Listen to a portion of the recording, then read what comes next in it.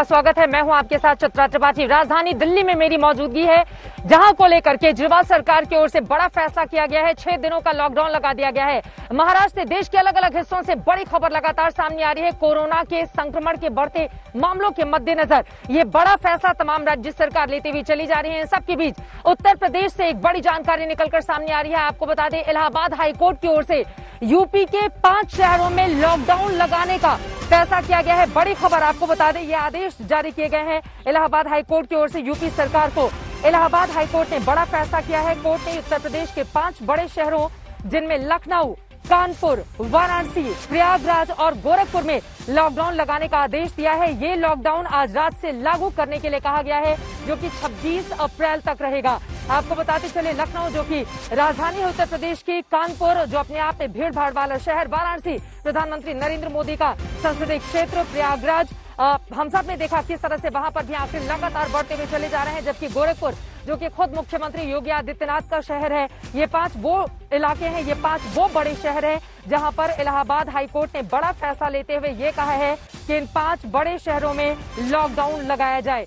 शिवेंद्र श्रीवास्तव हमारी संवाददाता जुड़ चुके हैं ज्यादा जानकारी के साथ। शिवेंद्र, 5 बड़े शहरों में उत्तर प्रदेश के लॉकडाउन का फैसला क्या बताता है? क्योंकि उत्तर प्रदेश के अलग अलग हिस्सों से जिस तरह की तस्वीरें सामने आ रही थी, यकीनन उसने बड़ा सवाल खड़े कर दिए थे। और अब इलाहाबाद हाईकोर्ट का ये बड़ा निर्णय, आज रात से ही लॉकडाउन क्या लागू करने के लिए कहा गया है इन 5 शहरों में?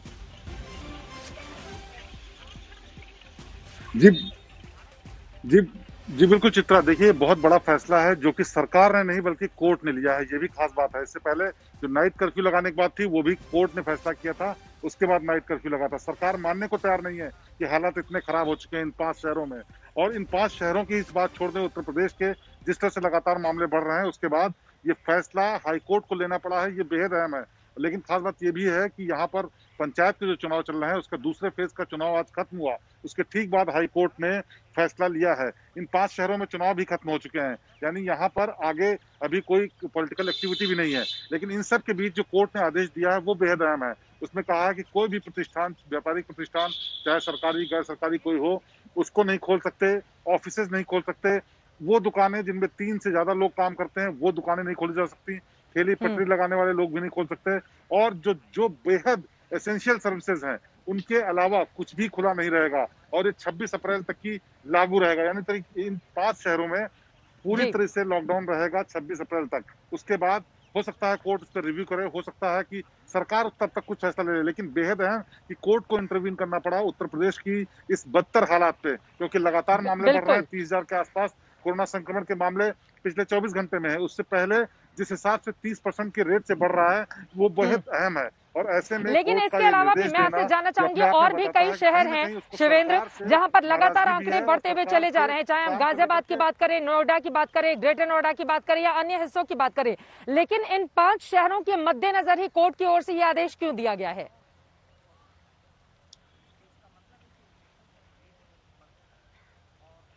देखिए, 2 वजह है इसकी बेहद साफ, क्योंकि इन 5 शहरों से सबसे ज्यादा मामले आ रहे थे, जिसमें उत्तर प्रदेश की राजधानी लखनऊ सबसे अहम है। 6,500 तक मामले गए हैं उत्तर प्रदेश की राजधानी लखनऊ में एक दिन में 24 घंटे में, यानी। और ऐसे में सरकार से अलग तो भी कि कहीं ऐसा ना हो इसका बहुत ज्यादा एक्सपोनेंशियल ग्रोथ, बहुत ज्यादा विस्तार हो जाए। और ये बाकी जो एनसीआर के इलाके हैं, गाजियाबाद, मेरठ, जो ग्रेटर नोएडा और नोएडा, इनमें भी हालात खराब है। लेकिन अभी तक कोर्ट ने उस पर फैसला इसलिए नहीं दिया क्योंकि इन जगहों पर अभी पॉलिटिकल एक्टिविटीज भी है, पहली बात।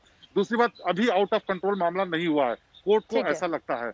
और कोर्ट ने साफ तौर पर जो इन 5 जिलों के लिए कहा है, उसमें हालात अगर आंकड़ों पे गौर करें तो पिछले 10 दिन के अंदर इतनी तेजी से बदले हैं कि अगर ये सख्त निर्देश न दिया जाता तो हालात और बदतर हो चुके होते। बहुत शुक्रिया शिवेंद्र इस पूरी जानकारी के लिए। यकीनन जिस तरह से लगातार स्थिति चरमराती हुई चली जा रही है, उसके मद्देनजर खुद कोर्ट को आगे आकर कहना पड़ा कि इन 5 शहरों में लॉकडाउन लगाइए, वरना स्थिति बद से बदतर होती हुई चली जाएगी। वैसे कोई एक शहर नहीं, आपको बता दें लगातार देश के हिस्सों से ऐसे खबरें सामने आ रही है जैसे पूरे देश को हतप्रभ कर दिया है। क्योंकि 1 साल पहले जिस कोरोना ने पूरे देश को एक जगह स्टॉप कर दिया था, उम्मीद की जा रही थी कि कम से कम 1 साल के बाद हालात सामान्य होंगे। लेकिन स्थिति जस की तस ऐसा लग रहा है कि सुई घूमकर उसी जगह पर आकर ठहर सी गई है। इन सब के बीच आपको बताते चले, उत्तर प्रदेश की ये बड़ी खबर आपने देख ली है। लेकिन राजधानी दिल्ली, इस वक्त राजधानी दिल्ली में मेरी मौजूदगी है। आपको बताते चले कि केजरीवाल सरकार की ओर से बड़ा फैसला लिया गया है। आज रात 10 बजे से लेकर सोमवार सुबह 5 बजे तक के लिए, यानी कि अगले 6 दिनों के लिए केजरीवाल सरकार की ओर से यह बड़ा फैसला लेते हुए ऐलान किया गया है कि यहां पर अब लॉकडाउन लगाया जाएगा वीकेंड कर्फ्यू के बाद। ये बड़ा फैसला और इसके पीछे जो बड़ी जानकारी सामने आई है वो ये है कि दरअसल स्थिति हेल्थ व्यवस्था की चरमरा न जाए, हमें व्यवस्था करने के लिए वक्त चाहिए। इस वजह से ये बड़ा ऐलान अरविंद केजरीवाल दिल्ली के मुख्यमंत्री की ओर से किया गया है। लेकिन सवाल यह है क्या लॉकडाउन ही इस स्थिति में एकमात्र विकल्प है? इसी पर चर्चा की हम शुरुआत करेंगे, लेकिन उसके पहले ये रिपोर्ट देखिए। आज सभी परिस्थितियों का जायजा लेने के बाद आपकी सरकार को ये लगता है कि दिल्ली में कुछ दिन के लिए लॉकडाउन लगाना जरूरी है, तो आज रात को 10 बजे से अगले सोमवार को सुबह 5 बजे तक 6 दिन के लिए दिल्ली में लॉकडाउन लगाया जा रहा है। जिसकी अटकलें पिछले कई दिनों से चल रही थी, आखिरकार दिल्ली सरकार ने आज उस पर मुहर लगा दी। आज रात 10 बजे से सोमवार सुबह 5 बजे तक के लिए लॉक हो जाएगी दिल्ली। इस दौरान सिर्फ जीवन रक्षक जरूरी सेवा और आपात सेवा को ही काम करने की इजाजत होगी। जाहिर है कि जो एसेंशियल सर्विसेज हैं वो जारी रहेंगी, खाने पीने की, मेडिकल व्यवस्थाओं की वो जारी रहेंगी। ये शादियों का सीजन है, लोगों के बड़े मुश्किल से रिश्ते बनते हैं, हम उनके रिश्ते तोड़ना नहीं चाहते, तो लोगों की शादियां संपन्न हों, लेकिन केवल 50 लोगों के गैदरिंग के साथ संपन्न हो, उसके लिए अलग से पास दिए जाएंगे। अभी पिछले हफ्ते ही केजरीवाल सरकार ने वीकेंड कोरोना कर्फ्यू का ऐलान किया था। शुक्रवार रात 10 बजे शुरू हुआ वीकेंड कोरोना कर्फ्यू आज सुबह 5 बजे खत्म हुआ था और वीकेंड कर्फ्यू खत्म होने के 7 घंटे बाद केजरीवाल ने मिनी लॉकडाउन का फैसला सुना दिया। इससे पहले उपराज्यपाल के साथ दिल्ली के हालात पर केजरीवाल ने मंत्रणा की। हमेशा ये मानना है कि अगर किसी भी शहर या राज्य की स्वास्थ्य व्यवस्था अपनी सीमा तक पहुंच जाए तो लॉकडाउन लगाना जरूरी हो जाता है, ताकि पेशेंट्स का नंबर कम हो जाए, ताकि हेल्थ सिस्टम को और दुरुस्त किया जा सके। दरअसल लॉकडाउन लगाने के पीछे केजरीवाल की बड़ी मजबूरी दिल्ली में कोरोना संक्रमण की बढ़ती रफ्तार है। दिल्ली उन प्रदेशों में शुमार है जहां कोविड-19 महामारी का सबसे भयावह रूप देखा जा रहा है। 24 घंटे में यहां कोरोना के 25,462 नए केस आए हैं, जबकि 161 लोगों की मौत हो गई। दिल्ली में संक्रमण की दर 29.64 पहुंच गई है। पिछले 3 दिन के आंकड़े देखें तो 16 अप्रैल को दिल्ली में कोरोना के 19,486 नए केस आए, जबकि 141 लोगों की मौत हो गई। 17 अप्रैल को 24,375 नए केस आए और 167 लोगों की मौत हुई। मेरी अब सब लोगों से गुजारिश है कि लॉकडाउन का पूरी तरह से पालन करें, घर से बाहर इस दौरान ना निकलें। पहले भी हमने कई कठिन निर्णय लिए और आपने मेरा पूरा साथ दिया। मुझे पूरी उम्मीद है आज भी आप मेरा साथ देंगे। हम मिलके इसका मुकाबला करेंगे और जरूर जीतेंगे। अब तक केजरीवाल लॉकडाउन के पक्षधर नहीं थे, लेकिन लगता है कि दिल्ली में कोरोना के बढ़ते मरीजों को देखते हुए कोई और विकल्प बचा नहीं था। पंकज जैन के साथ आशुतोष मिश्रा, दिल्ली आज तक। हालात लगातार बिगड़ते हुए चले जा रहे हैं। इन सब के मद्देनजर क्या लॉकडाउन ही एकमात्र विकल्प है, या फिर जिस तरह की हमारे इस देश में स्थिति है, दरअसल अपनी असफलता को छिपाने के लिए अब लॉकडाउन का सहारा लिया जा रहा है? बहुत सारे ऐसे सवाल हैं जिनको लेकर चर्चा की शुरुआत हम करेंगे। कई खास मेहमान हमारे साथ जुड़ चुके हैं, उनका परिचय तारुफ आपसे करवा देती हूँ। भारतीय जनता पार्टी की ओर से गौरव भाटिया जी हमारे साथ राष्ट्रीय प्रवक्ता जुड़ चुके हैं। कांग्रेस पार्टी की ओर से सुप्रिया श्रीनेत जी हमारे साथ राष्ट्रीय प्रवक्ता मौजूद हैं। राघव चड्ढा आम आदमी पार्टी की ओर से हमारे साथ मौजूद हैं। राजीव रंजन जेडीयू की ओर से हमारे साथ जुड़ चुके हैं और किशोर तिवारी शिवसेना के लीडर हमारे साथ मौजूद हैं। और आज तो बिहार में बीजेपी और जेडीयू के लीडर के बीच ही तनातनी लॉकडाउन के मुद्दे पर निकलकर सामने आ गई है। लेकिन शुरुआत राघव चड्ढा आपसे करते हुए, क्या लॉकडाउन ही राजधानी दिल्ली में एकमात्र विकल्प बचा था, या फिर सरकार ने अपनी तैयारियां नहीं की और उस विफलता को छिपाने के लिए आप लोगों की ओर से यह फैसला लिया गया?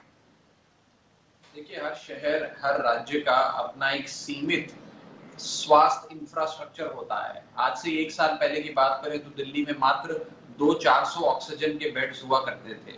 आज वो 200-400 का आंकड़ा बढ़कर 20,000 ऑक्सीजन बेड्स हो गया है। लेकिन हर शहर का, बड़े से बड़े विकसित देश के विकसित शहरों का भी स्वास्थ्य इंफ्रास्ट्रक्चर का एक लिमिट होती है, एक फाइनाइट होता है, एक सीमा होती है। और कहीं ना कहीं जब आप उस सीमा के पास पहुंच जाते हैं और हेल्थ केयर इंफ्रास्ट्रक्चर पर इतना दबाव पड़ता है कि आपको कोई कठोर कदम उठाने पड़ते हैं ताकि ये संक्रमण की जो दर है ये नीचे आए, जो एक चेन की तरह एक जिस रफ्तार से ये महामारी फैल रही है उसे ब्रेक किया जाए, उसे रोका जाए, रोकथाम किया जाए, ब्रेक अप्लाई करी जाए। उसके लिए मुझे लगता है ये लॉकडाउन एक बहुत महत्वपूर्ण कदम है। सभी राजनीतिक दलों ने इसका स्वागत भी करा है। अभी उत्तर प्रदेश के इलाहाबाद हाईकोर्ट ने भी, अगर मेरी जानकारी दुरुस्त है तो उत्तर प्रदेश के कई राज्यों में, जो कई शहरों में, जो बड़े शहर हैं, वहां पर लॉकडाउन लगाने की हिदायत दी है। जी बिल्कुल, हिदायत दी है। तो कहीं ना कहीं आज ये जो वायरस है, इस वायरस की जो कंटेजियसनेस की डिग्री है वो इतनी ज्यादा बड़ी है जो मुझे नहीं लगता कोई भी समझ पाया, कोई डॉक्टर, कोई मेडिकल एक्सपर्ट, कोई सरकार। और ये जिस रफ्तार से फैल रहा है, इस समय इसे रोकने का एकमात्र समाधान ये है कि लॉकडाउन लगाया जाए। लेकिन राजनीतिक वायरस भी तो उतनी ही तेजी से फैल रहा है ना सर। ठीक है, मैं लौटूंगी आपके पास। गौरव भाटिया जी, अब मैं सीधे आपके पास आते हुए, केजरीवाल सरकार ये फैसला ले लेती है तो आप लोगों को लगता है कि दरअसल अपनी कमियों को ढकने छिपाने के लिए इस तरह का ऐलान किया जा रहा है, लेकिन उत्तर प्रदेश में हालात खराब हो रहा है। इसके मद्देनजर अब इलाहाबाद हाईकोर्ट की ओर से फैसला लेना पड़ा और 5 बड़े शहर, जिसमें एक वाराणसी भी है और एक गोरखपुर भी है, इसके अलावा 3 और शहर है जिनमें प्रयागराज है, कानपुर है, इन तमाम जगहों पर लॉकडाउन लगाने के सख्त निर्देश दिए गए हैं। इसका मतलब समझ रहे हैं आप लोग, गौरव भाटिया? मैं आज आपसे गुजारिश करता हूं, अब ये कार्यक्रम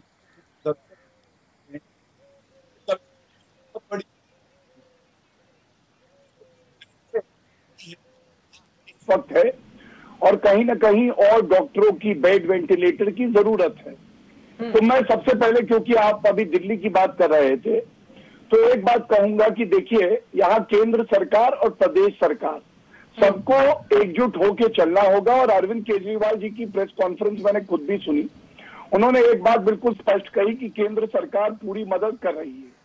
जो दूसरी बात उन्होंने कही ना कि तनाव है, अभी जो है कोलैप्स नहीं हुआ है सिस्टम, तो यहाँ पे मेरे छोटे भाई की तरह है राघव चड्ढा, उनसे मैं यही कहूंगा कि केंद्र की सरकार की पूरी मदद दिल्ली को ही क्यों, हर प्रदेश की सरकार को, चाहे वो भाजपा की हो चाहे गैर भाजपा शासित हो, उनको मिलेगी।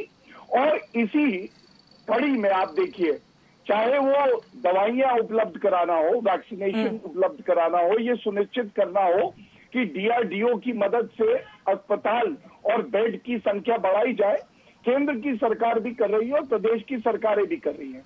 लेकिन आपके चैनल पे एक बात मैं और कहूंगा कि आज जब ये घोषणा हुई कि लॉकडाउन होगा दिल्ली में 7 दिन का, उसके बाद कई जगह पे लिकर शॉप्स पे मदिरा लेने के लिए लोग पहुंचे। तो चित्रा जी, बहुत जिम्मेदारी से एक और बात कह दूं कि नागरिकों की भी बहुत बड़ी भूमिका है इस लड़ाई में। और अगर नागरिक चाहते हैं कि हमारे घर वाले सुरक्षित रहें, घर में जो वृद्ध हैं, बच्चे सुरक्षित रहें, तो मैं समझता हूं ये समय ये सुनिश्चित करने का है कि वो अपने घर में रहें, ना कि तो इस तरह से दुकानों में बिना सोशल डिस्टेंसिंग मेंटेन किए दिखाई देते हैं। दूसरी बात, राजनीति बिल्कुल भी नहीं होनी चाहिए, क्योंकि चित्रा जी ये भी स्पष्ट करने की आवश्यकता है कि हेल्थ जो है स्टेट सब्जेक्ट है। तो ऐसा नहीं हो सकता कि कोई भी कमी हो, आपने दूरदर्शिता नहीं दिखाई और कोई भी प्रदेश हो और आप ठीकरा फोड़ दे कि श्री नरेंद्र मोदी जी ने नहीं किया। ठीक है, श्री नरेंद्र मोदी जी ने जो किया वो हम सब ने देखा है, आगे भी करते रहेंगे, चाहे वो अस्पतालों में सुविधा देना हो, चाहे वेंटिलेटर देना हो, चाहे 13 करोड़ जो भारतीय उनको वैक्सीनेशन लगवाना हो, और भी बहुत मदद करी है। ऑक्सीजन की कमी को कैसे हम पूरा कर सकें, ये स्टेट सब्जेक्ट है। तो फिर इसमें आ जाता है उत्तर प्रदेश भी, जहां को लेकर इलाहाबाद हाईकोर्ट ने फैसला दिया, आ जाता है मध्य प्रदेश भी, बाकी राज्य भी आ जाते हैं। सर मैं लौटूंगी, लेकिन सुप्रिया श्री, तो उसके पहले आपका रुख करते हुए, ये बात तो महत्वपूर्ण है ना कि जो हेल्थ व्यवस्था है, हेल्थ सेक्टर, ये स्टेट सब्जेक्ट है, लेकिन हर बात को लेकर केंद्र सरकार पर निशाना क्यों? इसका जवाब ले लेते हैं, उसके बाद गौरव भाटिया बोलिएगा। शुक्रिया। मुझे हंसी नहीं, मुझे दुख होता है। इस देश में नेशनल डिजास्टर मैनेजमेंट एक्ट लगा हुआ है, इसका मतलब क्या है? इस पूरे मामले का संचालन केंद्र सरकार कर रही है। सारे के सारे वैक्सीन का प्रोक्योरमेंट केंद्र सरकार कर रही है, रेमडेसिविर पे डिसीजंस केंद्र सरकार ले रही है, वेंटिलेटर्स का पैसा पीएम केयर फंड से गया जो कि कुछ कंपनीज को गया जहां पे प्रोटोटाइप ही नहीं था, वो केंद्र सरकार ने किया। और अब ठीकरा राज्य सरकारों के सर पे फोड़ना, मुझे ऐसा लगता है इस समय संयम बरतने की जरूरत है, इस समय दोषारोपण की जरूरत नहीं है।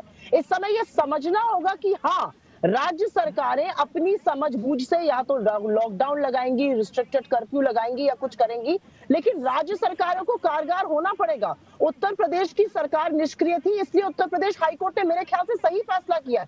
मैं महाराजगंज से दिल्ली के रास्ते में और जिस भयावह स्थिति को मैंने देखा है लोकल चुनावों के चलते, ये सारी जगह हॉटस्पॉट्स बनने को तैयार है और लखनऊ में तो व्यवस्था कोलैप्स हो चुकी है। आज आंकड़े छुपाकर, टेस्टिंग कम करके हम में से किसी को कोई मेडल नहीं मिलेगा, किसी की भी सरकार हो। आज सबसे पहली जरूरत है एकजुट होकर लड़ने की, और इसीलिए मैं दो बातें कहूंगी। आज जरूरत है संवेदनशीलता की। तो जब पीयूष गोयल जी कहते हैं कि अपनी डिमांड के अनुसार ही राज्य ऑक्सीजन मांगे, कोई भी राज्य ऐसा नहीं है जो अपनी डिमांड से ज्यादा ऑक्सीजन मांग रहा है। चाहे भाजपा का और शिवराज चौहान जी की प्रेस कॉन्फ्रेंस देखी गई है, उनके तमाम टीवी चैनल पे इंटरव्यू देखे गए, वो कह रहे हैं हमारे पास ऑक्सीजन नहीं है, या कांग्रेस का राज्य हो, हर व्यक्ति को जितना ऑक्सीजन चाहिए उतना ही मांगा जा रहा है। लेकिन ऑक्सीजन आज अनिवार्य है लोगों की जान बचाने के लिए। तो ये कह देना कि अपनी जरूरत के अनुसार ऑक्सीजन मांगे, ये पहली बात। और दूसरी बात मैं जरूर कहना चाहती हूँ, मनमोहन सिंह जी ने एक बहुत ही सकारात्मक सुझाव भरा पत्र लिखा प्रधानमंत्री को, जिसका जवाब प्रधानमंत्री कार्यालय से या प्रधानमंत्री महोदय से आना चाहिए था। जवाब डॉक्टर हर्षवर्धन देते हैं, और मैं बहुत दुख के साथ और खेद के साथ कहती हूँ, वो एक फेल्ड मंत्री हैं और जिस गंदी ओछी भाषा का उन्होंने प्रयोग किया है अपने लेटर में, वो इस देश के मंत्री को सूट नहीं करता है। गौरव भाटिया जी, जल्दी से इसमें जवाब दे दीजिए। राजीव रंजन जी, फिर मैं आपके पास आना चाहूंगी। ठीक है गौरव भाटिया जी, अगर कोई भी वो किसी भी दल का हो, अगर इतना बड़ा नेता है, वो आपको कोई सुझाव देता है, तो इस तरह का रवैया सरकार की ओर से क्यों अपनाया जा रहा है, जो कांग्रेस सवाल उठा रही है? देखिए, मैंने पूरी सकारात्मक बात आपके चैनल पे करी, और फिर से ये डिबेट, जीत हार, ये सब कांग्रेस का रवैया है, वो करते रहेंगे। हम लोग तो ये सुनिश्चित करने आए हैं कि नागरिकों की मदद हो और यहाँ से बड़ा संदेश जाए। और दुख की बात कर रही थी, दुख हम होता है जब छत्तीसगढ़ में ढोई जाती हैं लाशें और पार्थिव शरीर, जहां से कूड़े वाले ट्रक में। और आप बताइए चित्रा जी, यहाँ पे नागरिक लड़ रहे हैं ऑक्सीजन के लिए और कांग्रेस लड़ रही है प्रधानमंत्री जी से। क्या ये लड़ाई वास्तविक रूप में सकारात्मक हो सकती है? प्रधानमंत्री जी खुद मीटिंग कर रहे हैं, हम सब जानते हैं। पहले मीटिंग करी सारे मुख्यमंत्रियों से, डॉक्टर से मीटिंग अभी चल रही है, आपका चैनल दिखा रहा था। वो पूरी तरह से सुनिश्चित करना चाह रहे हैं कि हर प्रदेश में ऑक्सीजन पहुंचे, दवाइयां पहुंचे, कमी ना हो। लेकिन जब जानकारी की कमी होती है तो इस तरह के वक्तव्य दिए जाते हैं। नेशनल डिजास्टर मैनेजमेंट एक्ट लगने का मतलब ये नहीं होता है कि जो प्रदेश की सरकारें वो हेल्थ में कोई निर्णय नहीं ले सकती, बल्कि नेशनल डिजास्टर मैनेजमेंट एक्ट में ही स्टेट डिजास्टर मैनेजमेंट अथॉरिटी है। दूसरी बात राजीव रंजन जी किशोर तिवारी भी हमारे साथ जुड़े हुए हैं। एक ही कॉमेंट जल्दी से लिखिए, एक लाइन में अपनी बात पूरी कर लीजिए। सुप्रिया, मुझे 20 सेकंड का जवाब देने दीजिए। मैं 20 सेकंड में सिर्फ इतना कहना चाहती हूँ। गौरव में आ रही हूँ, आपने लंबा बोला, एक बार उनके जवाब, बाकी भी दो मेहमान बहुत देर से इंतजार कर रहे हैं। नहीं, मैं समझ रहा हूँ, आपने कांग्रेस की प्रवक्ता को बुलवाया, उनकी बात को उत्तर देना। गौरव भाटिया, अब कब, एक सेकंड, सुप्रिया श्रीनी जी, एक सेकंड। गौरव भाटिया, इस तरह के इल्जाम लगाना कम से कम महामारी के इस दौर में बंद कीजिए। और नहीं, एक second sir, Gaurav Bhatia please, Gaurav Bhatia please, Gaurav Bhatia please, Gaurav Bhatia please, ये पहली बार नहीं है, ये पहली बार नहीं है, ये पहली बार नहीं है, ये पहली बार नहीं है। गौरव भाटिया प्लीज, मैं तय करूंगी। सुप्रिया श्रीनी, मैं बिल्कुल तू तड़ाक से नहीं करना चाहती, मैं बिल्कुल, thank you sir, thank you so much sir, मैं आभारी हूँ आपकी, मैं अगले 1 घंटे तक आभारी रहूंगी आपके। बोलिए सुप्रिया, जल्दी से एक लाइन में बात पूरी कीजिए। किशोर तिवारी और राजीव रंजन भी इंतजार कर रहे हैं, बोलिए। मैं सिर्फ इतना कहना चाहती हूँ कि महाराजगंज से दिल्ली आते वक्त मैंने अभी लखनऊ क्रॉस किया, ये मेरा शहर है, और जब शमशान घाट पे मैंने चिताओं को जलते हुए देखा ना, मेरी हिम्मत नहीं थी ये डिबेट करने की। अरे वो छत्तीसगढ़ का एग्जांपल दे रहे हैं, उसमें भी बोलिए ना आप। बिल्कुल बोलूंगी मैं थोड़ी संवेदनशीलता तो दिखाइए। हम मृतकों की बात कर रहे हैं, जो सरकारी नाकामियों से मर रहे हैं लोग बिना ऑक्सीजन के अस्पताल की बेड के बिना मर रहे हैं। हम अभी यहाँ तू मैं करेंगे, तुम्हारी तो कांग्रेस शासित राज्यों का एग्जाम्पल भी तो हमारे सामने नहीं है ना सुप्रिया श्रीनेत। क्या आप एग्जाम्पल दिखा के बताएं कि देश को ऐसा होना चाहिए? बताइए अपने किसी भी राज्य को। कांग्रेस शासित राज्य अगर ऑक्सीजन और वैक्सीन की मांग कर रहे हैं तो उनको देशद्रोह का आरोप लगा रही है भाजपा। ये है आपका डिजास्टर मैनेजमेंट। क्या किशोर तिवारी जी कहना चाहता हूँ, हाँ बोल, जल्दी से बोलीजिए। ठीक है सर। किशोर तिवारी और राजीव रंजन, मैं फौरन आपके पास होंगे। बोल लीजिए गौरव भाटिया, जल्दी से। देखिए, मैं पुनः कहूंगा कि अगर आज अस्पताल में बेड नहीं है, अगर वेंटिलेटर की कमी है या ऑक्सीजन की, केंद्र सरकार बिल्कुल मदद करेगी। लेकिन क्या किसी प्रदेश की सरकार को रोका था किसी ने कि एक साल में वो भी तैयारी करें जैसे केंद्र सरकार कर रही थी? अरे महाराष्ट्र में आप देखिए, अफसोसजनक है कि नहीं कि राजनीति कर रही है। मामले 70,000 सक्रिय मामले नए आए हैं, 11 करोड़ फिर बीच में। मैं चुप हो जाता हूँ। आज ये तू तड़ाक नहीं हो सकती चित्रा जी। आप किशोर जी को बुलवा लीजिए। ठीक है, चलिए। इनकी आदत है, आदत से ये मजबूर है, ये आदत से मजबूर है, ये आदत से मजबूर है। इनको कोई फर्क नहीं मौजूदा पड़ता हालात कि ऐसे हैं नागरिक ना कि आज किसी भी नेता को इस बात को समझना होगा। सर सुनिए, मौजूदा हालात ऐसे हैं कि किसी भी नेता को यह समझना हो कि एक उंगली अगर आप सामने वाले के सामने दिखाते हैं तो 3 उंगलियां खुद आपके ऊपर इशारा करती हैं। और इसी सवाल के साथ किशोर तिवारी जी, मैं आपके पास आते हुए, गौरव भाटिया का ये कहना है कि राज्य सरकारें एक साल से अपनी तैयारी क्यों नहीं कर रही थी। और देखिए, मौजूदा वक्त में अगर सबसे ज्यादा कोरोना संक्रमण की कहीं से खबरें सामने आई तो वो महाराष्ट्र था। महाराष्ट्र, मुंबई, जहां पर बड़े बड़े हॉस्पिटल हैं, सब कुछ है, लेकिन क्या वहां पर सरकार की दूरदर्शिता नहीं थी जिसकी वजह से हालात खराब हुए और अब नौबत ये आ गई है? किशोर तिवारी। चित्रा बोलने दिया इसलिए धन्यवाद। राजनीति नहीं होनी चाहिए। मैं एक आपको तथ्य बताता हूं, जो तथ्य बहुत ही खतरनाक है। कल 2,80,000 पेशेंट आए और 1,40,000 पेशेंट रिकवर हुए। तो हमारे एक्टिव केसेस जो 15 दिन पहले भारत में 10 लाख थे, आज 20 लाख हो गए हैं एक्टिव केसेस। एक्टिव केसेस होना यानी ये लोग अस्पताल में रहना, और दररोज 1 लाख लोग ज्यादा अस्पताल में रह रहे हैं, यानी बेड की रिक्वायरमेंट उतनी नेशनल है। इसमें से 5 राज्य जिसमें अब यूपी आ गया है और महाराष्ट्र तो कैसे थी 60,000 आ रही है, 60,000 आ रही है। रिकवरी हमारी 42,000 है, तो 20,000 बढ़ते जा रही है। वास्तविकता ये है कि दिल्ली रहे या यूपी रहे या कुछ भी रहे, मध्य प्रदेश या उत्तराखंड या छत्तीसगढ़ भी रहे, आरोग्य व्यवस्था चरमरा गई है। हमारी ऑक्सीजन डिमांड चौगुनी हो गई है। दूसरे राज्य में क्यों जा रहे हैं? दूसरे जगहों पर व्यवस्था चरमरा गई है। आप बताइए, महाराष्ट्र का एग्जाम्पल दीजिए। महाराष्ट्र में स्थिति कैसी है? महाराष्ट्र पूरे राज्य आपको दिखाई दे रहे हैं, आपको महाराष्ट्र दिखाई नहीं दे रहा है जहाँ की वकालत करने के लिए आप बैठे हैं? अरे भाई चित्रा, मुझे बोलने दो। नहीं बोल नहीं दे रही हूँ सर, सही बात बोलिए ना। सबसे ज्यादा पीड़ित महाराष्ट्र है। महाराष्ट्र में बेड नहीं मिल रहे, ये वास्तविकता है। हमें बेड कैपेसिटी दुगनी करनी है, ये वास्तविकता है। ऑक्सीजन की भारी कमी है, ये राज्य सरकार की सारी नाकामी तो छिपा रहे हैं आप। सरकार की सारी नाकामी को बयां कर रहे हैं आप, छिपा क्या नहीं, बयां ही कर रहे हैं। अगर वहां पर बेड की कमी नहीं है, अगर हालात वहां पर खराब हैं, ऑक्सीजन की कमी है, बाकी यानी कि राज्य सरकार पूरी तरह से विफल रही। ये जनता जब वोट करती है उस समय तो तमाम वादे आप लोगों की ओर से कर दिए जाते हैं, लेकिन जब उसको पूरा करने, सर एक सेकेंड सर, महाराष्ट्र में क्या आपके पास वक्त नहीं था? क्या आपके पास वक्त नहीं था कि वहां पर तैयारी की जा सके?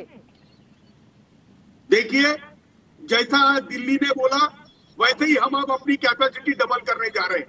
देखो, राजकीय विवाद करना है तो मैं उठ के चला जाता हूँ, जो वास्तविकता वो बता रहा हूँ। सर एक सेकंड, ये उठकर चले जाने वाली धमकी मत दीजिए। महाराष्ट्र की जनता आपको देख रही है। अब जब आपको जवाबदेही का वक्त आए ना तो आप उठकर कुर्सी से जा नहीं सकते हैं और आप बैठे रहिएगा जब तक शो खत्म नहीं होता है। सर जवाबदेही का वक्त है, जनता मरहम चाहती है, जनता ये सुनना चाहती है कि अगर मैं अपने घर में बीमार पड़ी हुई हूँ तो हमारा जो नेता सामने बैठा हुआ है वो बताए कि वो मेरे लिए क्या कर रहा है। ये धमकी भरा अंदाज यहाँ पर मत अपनाइए और अपनी नाकामी छिपाने के लिए एक दूसरे पर आरोप प्रत्यारोप का जो दौर मर रहा है ना, पूरी जनता देख रही है। कोई भी सरकार हो और किसी भी राज्य की हो, चाहे वो केंद्र की हो। बड़ी खबर इस वक्त की आ रही है जिसका हम सीधा रुख करेंगे। आपको बता दें, पूर्व प्रधानमंत्री doctor Manmohan Singh corona positive पाए गए हैं। 88 साल के डॉक्टर मनमोहन सिंह को राजधानी दिल्ली के एम्स में भर्ती कराया गया है। डॉक्टर्स लगातार उनके सेहत पर अपनी नजर बनाए हुए हैं। ये बड़ी जानकारी निकलकर सामने आ रही है। आपको बताते चले डॉक्टर मनमोहन सिंह की ओर से प्रधानमंत्री नरेंद्र मोदी को चिट्ठी लिखकर कुछ सुझाव भी दिए गए थे, लेकिन इन सब के बीच खुद वो कोरोना पॉजिटिव हो गए, जो जानकारी मिली है, और तत्काल उनको राजधानी दिल्ली में एम्स में भर्ती कराया गया है और वहां पर उनका इलाज चल रहा है। अब यकीनन सभी उनके जल्द ही स्वस्थ हो जाने की कामना कर रहे हैं। और इन सब के बीच एक और बड़ी खबर सामने आ रही है। उत्तर प्रदेश में इलाहाबाद हाईकोर्ट की ओर से फैसला किया गया कि 5 शहरों में लॉकडाउन लगाया जाए आज रात से ही, लेकिन यूपी सरकार ने इससे इनकार कर दिया है। उत्तर प्रदेश की सरकार ने फिलहाल इससे इनकार कर दिया है, यानी कि उत्तर प्रदेश के 5 शहरों, जिसमें खुद गोरखपुर जो कि संसदीय क्षेत्र रहा है योगी आदित्यनाथ मुख्यमंत्री का, दूसरी तरफ वाराणसी जो प्रधानमंत्री नरेंद्र मोदी का संसदीय क्षेत्र है, इसके अलावा कानपुर, लखनऊ, इन तमाम जगहों पर, प्रयागराज, ये 5 वो शहर थे जहां पर लॉकडाउन लगाने के लिए कहा था इलाहाबाद हाईकोर्ट ने, लेकिन मना कर दिया गया है यूपी सरकार की ओर से। और ये कहा गया है कि फिलहाल अभी कोई इरादा लॉकडाउन का नहीं है, लेकिन कोरोना को लेकर हम सख्त कदम उठा रहे हैं ताकि ये जो कोरोना पैर पसारता हुआ चला जा रहा है उसको रोका जा सके, और इसके साथ ही तमाम उचित व्यवस्था की जा रही है। ये जवाब दिया गया है उत्तर प्रदेश की सरकार की ओर से। उनकी ओर से कहा गया है कि हम बहुत बड़ा कदम नहीं उठा सकते क्योंकि गरीबों की आजीविका जुड़ी हुई है। अगर लॉकडाउन लागू कर दिया जाएगा तो फिर सीधी इसकी मार देखी जाएगी गरीबों पर। इसी वजह से ये फैसला फिलहाल हम नहीं करते हैं, मना कर दिया गया है उत्तर प्रदेश की सरकार की ओर से। इस वक्त की सबसे बड़ी जानकारी ये सामने आ रही है, यानी कि 2 बड़ी खबरें हमने आप तक पहुंचाई। एक तरफ doctor Manmohan Singh corona positive हुए हैं, उनको राजधानी दिल्ली में एम्स में भर्ती कराया गया है। दूसरी तरफ यूपी सरकार की ओर से मना कर दिया गया है इलाहाबाद हाईकोर्ट के फैसले को, फिलहाल वो नहीं मानेगी। राजीव रंजन जी, मैं फौरन आपके पास भी, और राघव चड्ढा भी हमारे साथ आम आदमी पार्टी की ओर से लगातार जुड़े हुए, लेकिन गौरव जल्दी से एक कमेंट आपका। अगर कोर्ट की ओर से आदेश दिया गया है तो फिर आप लोग इनकार क्यों कर रहे हैं? चित्रा जी, क्योंकि देखिए पेशे से मैं अधिवक्ता भी हूं, मैं एक बात कह दूंगा, बिना कोर्ट का ऑर्डर देखे कि वो सुझाव दिया था या डायरेक्शन दिया था, इस पे टिप्पणी करना उचित नहीं होगा। थोड़ा सा सब्र हमें करना चाहिए। ऑर्डर की प्रतिलिपि मिलेगी, पढ़ के जरूर मैं कमेंट करूंगा।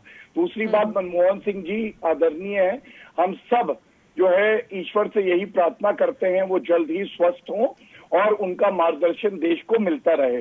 तीसरी बात, अगर आप मुझे इजाजत दे दें, तू मैं की चर्चा से हटते हुए मैं इतना ही कहूंगा, सिर्फ नेताओं को भी कोसना नहीं चाहिए। प्रधानमंत्री जी जहां पे रोज मीटिंग ले रहे हैं, राजनाथ सिंह जी ने लखनऊ में ऑक्सीजन की जब कमी पाई थी, और वो वहां से सांसद भी हैं, मंत्री हैं वरिष्ठ, तो उन्होंने 150 जंबो सिलेंडर तुरंत लखनऊ भेजे हैं, 1000 आगे और भेजे जाएंगे। हर्षवर्धन जी एम्स गए थे, पीपीई किट पहने हुए थे और मरीजों से भी मिल रहे थे, डॉक्टर से भी सुझाव ले रहे थे। पीयूष गोयल जी ने कहा है कि ऑक्सीजन की एक्सप्रेस ट्रेन चलाई जाएगी जिससे जल्द से जल्द सभी राज्यों में ऑक्सीजन पहुंचे। और कुछ नेता ऐसे भी हैं जो आपके पैनल में हैं जिनके परिवारजनों को कोविड है, लेकिन वो वीवीआईपी कल्चर में बेड नहीं ले रहे, बल्कि ये सुनिश्चित कर रहे हैं कि बाकी मरीजों को जो गंभीर हालत में है उनको भी बेड मिले और आगे हमारे जो नागरिक है उनको हर सुविधा मिले। तो कमियां जरूर हो सकती है, लेकिन नागरिकों के आशीर्वाद और साथ से ही हम सुनिश्चित करेंगे कि हर जान को हम बचा सकें। ठीक है राजीव रंजन जी, अब आपसे टिप्पणी लेना चाहूंगी। देखिए, यहाँ पर आपके सरकार की ओर से जो फैसला लिया जा रहा है, ये बीजेपी और जेडीयू में आपस में ही खींचतान क्यों देखने को मिल रही है कोरोना के मामले में बिहार में? देखिए, सबसे पहली बात तो यह है कि बिहार में जो रात की कर्फ्यू लगाने का फैसला है, ये विभिन्न राजनीतिक दलों के परामर्श और उसके बाद अधिकारियों से विस्तृत चर्चा के बाद ये निर्णय राज्य सरकार ने लिया है। और मुझे लगता है एक पार्टी के अध्यक्ष जो इस सरकार की सबसे बड़ी पार्टी के अध्यक्ष हैं, उनके लिए अपने विचारों को साझा करने के लिए उपयुक्त फोरम हो सकता था। अपनी सरकार में 2 उप मुख्यमंत्री उनके हैं, उनके मंत्रीगण हैं, और निसंदेह वो ज्यादा बेहतर फोरम हो सकता था। इसे समाचार माध्यमों के साथ साझा करने की आवश्यकता नहीं थी। फिर भी उनके विचार हैं, इस पर भारतीय जनता पार्टी को प्रतिक्रिया देनी चाहिए कि उनका बयान सही है, गलत है, अनुचित है, उचित है। मैं इतना जरूर कहना चाहूंगा। जरा आगे बढ़ते हुए देखिए, अब जगह जगह जो लॉकडाउन का ऐलान किया जा रहा है, इसकी सबसे ज्यादा मार बिहार पर ही पड़ने वाली है। हालांकि राज्य सरकारें निर्णय लेने के बाद मना कर रहे हैं कि मजदूर घर वापसी नहीं करें, सारे इंतजाम किए जाएंगे। इसके बावजूद दिल्ली के अलग अलग इलाकों में भारी भीड़ देखने को मिल रही है, खासतौर से जो प्रवासी मजदूर है बिहार या पूर्वांचल लौटना चाहते हैं। तो क्या व्यवस्था, क्या तैयारियां हैं उन लोगों के मद्देनजर आपकी? देखिए, राज्य सरकार ने स्पष्ट शब्दों में कहा है जो लोग भी लौटना चाहे वो आए, उनके रोजगार और उनके आइसोलेशन से लेकर के क्वारंटीन जो भी आवश्यक जरूरतें होंगी उनकी, वो सब कराए जाएंगे। और जो पिछले अनुभव हैं उसके आधार पर राज्य सरकार की रणनीति बिल्कुल स्पष्ट है कि किसी को कठिनाई का सामना अगर करना भी पड़े तो पूर्व की तरह नहीं हो, काफी चीजें आसान हो सके, इसके लिए मुकम्मल इंतजाम किए जा रहे हैं। और मुझे ऐसा लगता है ये मुश्किल घड़ी जरूर है, लेकिन हम सब लोगों को, राज्य और केंद्र सरकारों को मिल करके इस विकट परिस्थिति से मानवता को निकालना है, बचाना है। और निश्चित तौर पर यह तू मैं का वक्त नहीं है। सामंजस्य और सहयोग के साथ हमें इस विपत्ति पर जीत हासिल करनी है। सर, ये बातें कही तो जाती हैं नेताओं की ओर से, लेकिन खुद वो अपने ऊपर इन चीजों को लागू नहीं करते हैं। यही तो सबसे ज्यादा दुर्भाग्य है इस देश का। इस पर मैं आऊंगी, लेकिन उसके पहले राघव चड्ढा जी, सीधे आपका रुख करते हुए देखिए, उत्तर प्रदेश की सरकार का कहना है कि गरीबों पर सबसे ज्यादा मार पड़ती है लॉकडाउन की। इस वजह से इलाहाबाद हाईकोर्ट के फैसले को फिलहाल वो नहीं मानेंगे और उचित व्यवस्था उनकी ओर से की जा रही है। जबकि आपने राजधानी दिल्ली में तो लॉकडाउन लगा दिया, वो भी 6 दिनों के लिए सीधे सीधे। देखिए, आज जब माननीय मुख्यमंत्री जी ने लॉकडाउन की घोषणा करी तो उन्होंने अपनी प्रेस वार्ता के अंत में हाथ जोड़कर ये विनम्र निवेदन प्रवासी भाई बहनों से, खास करके मजदूरों से ये किया कि दिल्ली आपका अपना शहर है, आप दिल्ली के नागरिक हैं, दिल्ली की प्रगति में आप बराबर के हिस्सेदार हैं, बराबर के भागीदार हैं। और कृपया कर किसी भी संदेह में रहकर एक इनसिक्योरिटी, अनसर्टनिटी के भाव से आप कोई फैसला आनन फानन में ऐसा ना लें कि आप दिल्ली छोड़कर जाएं। आपकी आर्थिक सुरक्षा, सामाजिक सुरक्षा और स्वास्थ्य रूपी सुरक्षा की सारा प्रबंध अरविंद केजरीवाल सरकार दिल्ली में बना रही है, बने हुए हैं, और कृपया कर ना जाएं। लेकिन फिर भी बड़ा दुर्भाग्यपूर्ण है कि देखा जा रहा है कि कुछ कहीं दिल्ली में काफी भीड़ इकट्ठी हो रही है, लोग जाने का विचार बना रहे हैं और एक अनसर्टनिटी से उनके मन में है। अभी मैं किसी और चैनल पर भी बैठा था, वहां किसी एक पत्रकार बंधु ने उनसे पूछा कि आप क्यों जा रहे हैं, तो उन्होंने कहा भाई हो सकता है ये लॉकडाउन महीना लग जाए, 2 महीना लगे, 6 महीना लगे, हम नहीं जानते। तो एक अनसर्टनिटी लोगों के मन में है, उन्हें लगता है कि 4 महीने के लिए अगर लॉकडाउन लग गया तो हम यहाँ क्या करेंगे, इससे बेहतर तो हम अपने गांव में चले जाएं। लेकिन मैं हाथ जोड़कर उन सभी साथियों से विनती करना चाहूंगा कि आर्थिक और सामाजिक सुरक्षा तो आपकी केजरीवाल सरकार करेगी, लेकिन पूरे भारत देश में अगर सबसे अच्छी स्वास्थ्य सेवाएं, अस्पताल, डॉक्टर, दवाइयां और सब कुछ मौजूद है, मैनेजमेंट हेल्थ केयर का मौजूद है, वो भी देश की राजधानी में है, जहां पर केंद्र सरकार के भी अस्पताल है, दिल्ली सरकार के भी अस्पताल है, सब मिलकर काम करते हैं, तो आर्थिक तौर पर तो और सामाजिक तौर पर तो केजरीवाल सरकार आपकी रक्षा कर ही रही है। लेकिन स्वास्थ्य के नजरिए से भी आप यहाँ पर रहें, मैं यही अनुरोध करना चाहूंगा। एक छोटी सी चीज, अगर आप पहले शुरुआत हुई थी कोरोना की, 1 साल का वक्त था मुख्यमंत्री केजरीवाल के पास, ये 1 हफ्ते में क्या वो दिल्ली को क्या बना देंगे, ये बड़ा सवाल है ना सर। 1 साल से क्या आप नरेंद्र मोदी या उनकी सरकार को देख रहे थे कि ये लोग कदम बढ़ाएं तभी हम कदम बढ़ाएंगे, वरना हम बैठे रहेंगे? ऐसा बिल्कुल नहीं है। पहले तो आप ये समझ लीजिए, पहले भी शो पे जिक्र करा गया, एक डिजास्टर मैनेजमेंट एक्ट इस देश में लागू है, यानी कि क्या निर्णय कोरोना महामारी से लड़ने के लिए लिए जाएंगे उसका केंद्रीयकरण केंद्र सरकार में है, उनके निर्देश आते हैं और राज्य सरकारें लागू करती है। मैं आपको उदाहरण देता हूं, अब कितनी वैक्सीन एक्सपोर्ट करी जाएगी अन्य राज्यों को और कितनी वैक्सीन हिंदुस्तान में दी जाएगी। 84 देशों को 6.5 करोड़ वैक्सीन एक्सपोर्ट कर दी गई, भारतवासियों को कम वैक्सीन लगी। ये सारे महत्वपूर्ण निर्णय, रेमडेसिविर कितने लोगों को मिलना चाहिए, कितने राज्यों को मिलना चाहिए, ऑक्सीजन कितना मिलना चाहिए, ये सारे निर्णय सेंट्रल गवर्नमेंट लेती है, राज्य सरकार तो लागू करते हैं। लेकिन आज एक बड़े भाई के रूप में केंद्र सरकार भी मदद कर भी रही है, राज्य सरकार अपना दायित्व निभाएं, सब मिलकर काम करें। मेरा बस इतना कहना है कि इस समय हम अपने प्रवासी मजदूरों को, जिनका आपने सवाल उठाया, उनके बारे में मुझसे पूछा, आपके चैनल के माध्यम से, आपका चैनल सब देखते हैं, हाथ जोड़ के विनती है कि दिल्ली में केजरीवाल सरकार ने आपके लिए सारे प्रबंध करे हैं। कृपया कर आप अपनी दिल्ली, अपने घर को छोड़कर ना जाएं। केवल 6 दिन का लॉकडाउन है, भगवान ना करे इसे एक्सटेंड नहीं करना पड़ेगा, कोई ऐसी परिस्थितियां नहीं बनेगी। आप दिल्ली में हैं, दिल्ली आप। ठीक है, सुप्रिया श्रीनेत। मैं चित्रा जी सिर्फ 2 बातें कहना चाहती हूँ। मनमोहन सिंह जी की तबीयत खराब है, हम ईश्वर से प्रार्थना करते हैं वो जल्दी स्वस्थ हों। मैं 2 चीजें कहना चाहती हूँ। आज जब डॉक्टर्स इस लड़ाई में फ्रंट पे हैं, उनको हेल्थ इंश्योरेंस से निकाल देना पर पुनर्विचार होना चाहिए केंद्र सरकार का। मुझे लगता है ये गलत निर्णय है। वो फोर फ्रंट पे रह के अपनी जान की बाजी लगाकर आज काम कर रहे हैं। मैं सिर्फ एक आंकड़ा आपको बताना चाहती हूँ, और ये मेरा नहीं, ये केंद्र सरकार का आंकड़ा है कि पिछले 13 दिन में वैक्सीनेशन देश में 38% घट गया है। तेलंगाना जैसे प्रदेशों में पूरी तरह से बंद हो गया क्योंकि वैक्सीन अवेलेबल नहीं है। मैं राजीव रंजन जी के सामने एक तथ्य प्रोड्यूस करना चाहती हूँ। बिहार में 13 करोड़ लोग हैं, आपने सिर्फ 56 लाख लोगों को वैक्सीनेट किया है। महाराष्ट्र में 12 करोड़ है, वहां पर 1 करोड़ 22 लाख लोग वैक्सीनेट हुए हैं। और उत्तर प्रदेश जहां की जनसंख्या 22 करोड़ है, वहां पर सिर्फ 1 करोड़ लोग वैक्सीनेट हुए हैं। आज की तारीख में जरूरत है चुनावी रैली, जुमले छोड़कर लोगों की जान, लोगों के स्वास्थ्य, लोगों की जीविका पर फोकस करने की, जो होता नहीं दिख रहा है। और मुझे ऐसा लगता है कि आज सारे राज्यों को, केंद्र सरकार को मिलकर लड़ना पड़ेगा, चुनावी रैली से अपना ऑब्सेशन तोड़ना पड़ेगा। सर, मैंने तो केंद्र सरकार का आंकड़ा दिया है, आप उससे वाकया रख सकते हैं। मैं बस केवल इतना कहना चाहूंगा, जो लोग वैक्सीन की विश्वसनीयता पर सवाल खड़े करें, 56 लाख को आपने वैक्सीन लगाया, आपसे डबल से भी कई ज्यादा महाराष्ट्र ने वैक्सीनेट किया। मैं सिर्फ इतना कहना चाहती हूँ, आप मुझसे डिसएग्री करिए, ये अलग बात है, लेकिन बिहारियों को वैक्सीनेट तो करिए सर, इसीलिए चुने गए थे ना आप। अब आपकी बात अगर पूरी हो गई हो तो मैं अपनी बात कहूँ, बोलिए, अनुमति हो तो मैं बात कर लूं। बोलिए राजीव। देखिए, सबसे पहली बात तो यह है कि वैक्सीन की विश्वसनीयता पर सवाल खड़े करने वाले लोग, जिन्होंने मानवता के खिलाफ कितना बड़ा अपराध किया है, इसकी ये कल्पना भी नहीं कर सकते। वैक्सीन को लेकर लगातार कभी प्रधानमंत्री जी वैक्सीन लेंगे तब हम लगाएंगे, ऐसी बातें कहने वाले लोग वैक्सीन की संख्या पर बात कर रहे हैं।